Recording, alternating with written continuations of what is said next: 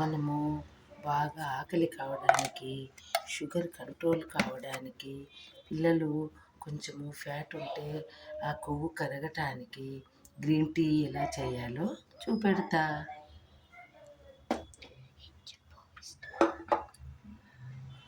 ఒక పాత్రలో ముగ్గురికి తీసుకున్నాను 3 గ్లాసుల నీళ్ళు. దాంట్లో ఒక పావు భాగం పైన గ్రీన్ టీ పొడి వేశాను. దీనిలో 2 లవంగాలు, ఒక చెక్క పలుకు, మీకు నచ్చితే 2 ధనియాల గింజలు, కొద్దిగా ఇష్టమవుతే జీలకర్ర, లేకపోతే లేదు. ఇవన్నీ వేసి బాగా ఒక 5 నిమిషాల పైన మరిగించుకోవాలి.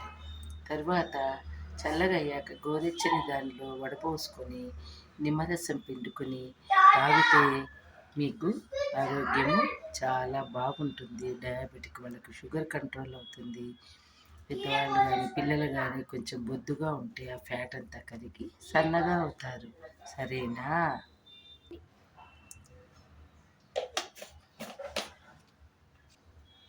2 లవంగాలు వేసాము, చెక్క పలుకు వేసాము.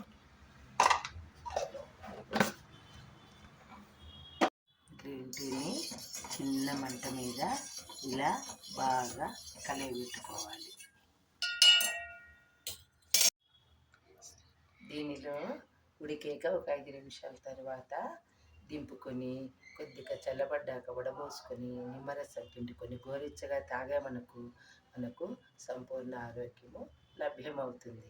ఓకే, నా ఛానల్ లైక్ చేసి షేర్ చేసి సబ్స్క్రైబ్ చేయండి అమ్మా.